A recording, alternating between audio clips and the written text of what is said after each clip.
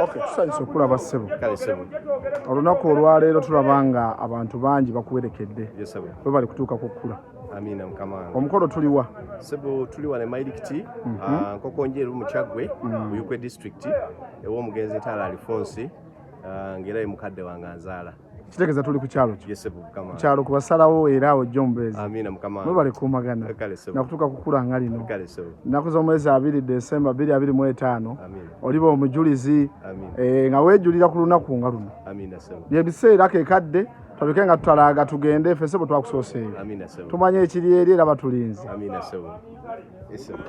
Musooke mwebale olw'okufaanana obulungi mwenna abazze okwerekerako muganda wange, muganda waffe, mukulu waffe, muzadde waffe, mutabani wammwe Ntale Gerald, bannange mwekubireko engalo mwebale kunyirira.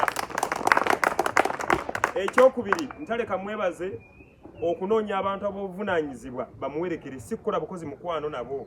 Kya buvunaanyizibwa abantu b'otambula nabo be balaga obuzito bwo. Ekyo kya muwendo.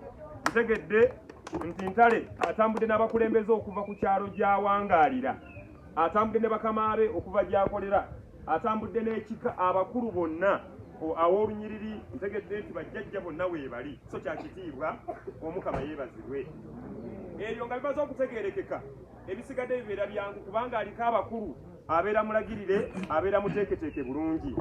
Tuzze ne basooka bateekateeka omulenzi ono kubanga akyali mutabani mu luggya lw'abakadde be. Ne batuula mu lukiiko olubadde olufunda naye nga lwa nsonga. Abazadde mwebale, maama aliwa ne taata bali walako bali kumpi, kale bajja tusanga naye kasooke tukubirye tumalirize bino. Ekirala kye njagala okubeebaza bwe budde, sirabangako bantu bakwata budde nga mmwe. Bannaye tali kirungi nga kutuukira mu budde kubanga buli kye mukola kiba mu budde bwammwe. Naye bwe mutuuka ekikeerezi nange mbeera ku maggwa kubanga muba muŋŋamba buli kaseera nti yanguyiriza ekitanyumisa mukolo gwa munnammwe. Omukolo mugutaddemu ebbanga ddene guleme kufa mu lunaku lumu. Ekyo kya kitiibwa, mwebale nnyo mwebalire ddala. Kati ngenda ku bigambo by'omukolo. Ekisooka buli muntu ayambadde ng'ennono yaffe bwe tugamba, ekyo nno kya muwendo. Mwebale abasajja okwambala obulungi, tutera okugenda ku mikolo n'osinkana omusajja nga talina kkanzu naye nga yakugamba ateekeddwa okugenda ku mukolo kubanga yabadde chairman. Naye mwebale kutegeera nti omukolo guba gwa kkanzu kye kizibaawo ate n'omutega nswera. Ate abakyala ne mwambala bulungi, ekirungi mbadde mumanyi okwesiba. Tugenda ku mikolo nga teri mukazi n'omu amanyi kusiba mukazi munne, ate nga naye tamanyi kwesiba. So kibadde kya kitiibwa, ntambudde n'abantu abategeera emikolo. Akati olw'okuba nti ffenna tuli bantu bakulu, emyaka gyaffe gya buvunaanyizibwa, tugenda kukola omukolo guno nga gulimu amabala 2. Ebbala erisooka ly'essanyu ly'omukolo, kye kivubuka katono. Ebbala eryokubiri y'embeera yaffe n'ekitiibwa kyaffe, tujjukire tuli bantu bakulu ab'obuvunaanyizibwa. Si kweweebuula wakati mu kunoonya essanyu eringi mu mukolo. Oyinza okwagala okusanyuka n'ofundikira ng'osanyusizza. Ennaku zino abantu balina amasimu sekendi 10 nga bakulina buli wamu, ng'oswala ku mitimbagano nti abawerekedde omugole baakubye essama, abawerekedde kawasa bazze mu kweweebuula. Tugenze mu bakulu abatuzaalira omukyala, tugendeyo na kitiibwa. Kyova olaba ono teyeeyogerera, afuna asobola okumwogerera kwewala kukola nsobi. Tisinga nze nseerera ye asobola okukuba amavi ku lulwe nga ye. Taata mbadde sikimanyi ekyo, ono ampaludde bubi, ono antutte wakya mwewaawo.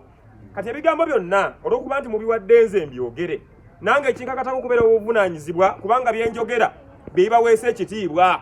Weewaawo awo ntuuseewo. Kati njagala okusaba abanaatuula ku muggukiro mu maaso awo, tujjukire nti omulenzi ng'atudde, bino mbiraba nnyo. Kwata wano mulenzi, bino mbiraba nnyo oluba okutuula ng'abalenzi basika eki nga basika amakanzu ayagala kutereera, kya buswavu. Omukyala oluba okutuula ng'asalako, kya buswavu. Babikola ng'asalako, kya buswavu. Kansomese ku bigambo 2: okuzibawo ne peesa n'okukwata ku boarding oba okukwata ku gomesi. Ekituganyisa okukwata ku gomesi kwewala kukunamira buko. Ne bw'oba ng'olina gomesi ng'etuuka bulungi kati ng'ey'amaama ono, kubanga gomesi yonna eteekeddwa okuba ng'ekoona ku ngatto wansi oleme kukunamira buko. Okulaga obulaze entumbwe kuba kukunamira buko. Y'ensonga lwaki batugaana okukwata ku gomesi zino. Kwewala kulaga kikoyi munda, kwewala kulaga ntumbwe yo. Mawuli oluyimba lwa Sebatta nti omwana andaga essambirye kya buwemu. Weewaawo ffe ng'abasajja mbabuulidde obwembwa ffe buli wano mu kifuba wano akabambaggulu oba akatto kasita okalaga oba omaze okuwemula obukoso. Njagala kubasaba bwebanga ekkooti yo obanga ekkanzu yo teriiko mulembe guno gwaffe ogwa zipu, fuba nnyo okulaba nga tojjaako peesa, noonya akakwanso osibire ddala. Ekirala ekisembayo, tula awantu w'otalabikire nnyo. Taata oli omwogezi atudde mu ntebe ya taata okuyitaayitanga buli kaseera n'ogenda ate ofuuka ekinjirinjiri ekisekererwa. Abanaatuula mu maaso mukitegeere, muli baana mwenna. Taata wadde mbobakolerako byonna by'ayagala kubanga yennyinimu. Weewaawo, so totuula mu maaso nga gw'ogenda okutunula ng'ekimotoka ky'entale ekifudde naye ng'otudde mu maaso. Ekyo kimu. Ekyokubiri, otule mu maaso ng'entuula yo ate ewemula oba ng'eswaza. So ffenna abanaabeera mu maaso mukimanya nti mugoberera bya mwogezi, teri kutuula nga tebannakugamba. Naye atababeera emabega bo banguwa oluba okutuuka mu kidaala ng'atuulirawo teri ajja kumulaba. Naye gwali mu maaso, linda ebigambo byange tutambulire wamu. Weewaawo, kyentegeezezza teweewa ntebe nga tebannagikuwa. Kyentegeezezza totuula nga tebannakugamba nti tuula. Kyentegeezezza tolya nga tebannakugamba nti lya. Kyentegeezezza beera muwulize nnyo, amatu mugaggule. Kyentegeezezza amasimu gabeere mu silence, tubeere wamu n'omukolo. Weewaawo, mutegese bulungi bannange, mutegese bulungi. Nsaba nze nneme kutta mukolo gwammwe oba ggwe oleme kutta mukolo gwa munno. Mbasaba busabi, mutegese bulungi. Kiba kikyamu nnyo gwe nga ggwe omwogezi oba ggwe nga bestman oba ggwe nga azze ku mukolo notta omukolo gwa muno gwategekedde emyaka n'emyaka. Bannange, ako njagala tukasse nnyo mu ndowooza zaffe, tukasse nnyo mu birowoozo byaffe, kibeere kya buvunaanyizibwa ky'ogaba nawe bali kikugabira ku olwo nti munno wamuweesa ekitiibwa ate ne ku mukolo gw'ofuna ekitiibwa. Ekisembayo, abasinga ku ffe emmotoka zaffe tuzireseeyo ewaka, si kuba nti tetulina, naye twagadde twanguyire olugendo tutambulire wamu. Akali obuzibu bwaffe ffe abalina emmotoka zaffe kati nganze, bw'otula mu mmotoka ya munno otandika okunyigaanyiga amapeesa. Essi zaafa dda, enfuufu netandika okuyingira, olwo emmotoka ya munno neefuuka ekisekererwa. Nkusaba bw'otwalako omuntu eyemakulamakula tomuzzaayo, muleke engogwe. Bw'otwala omuntu eyemakulamakula muleke engogwe. Musango guli ki? Wemakula kunyigaanyiga bye batamugambye. Tula mu mmotoka ya munno ate naawe aleese ku munno tomuleka ku mukolo. Obuzibu obubeera ku mikolo lwaki tugaana abantu okulirawo nga bakatuuka oluba okumala okulya ng'abantu beekubira amasimu wangi hiika bakoze bubini ng'alimba olugira ng'afuluma ng'aleka banne ku mukolo ng'adda e Kampala.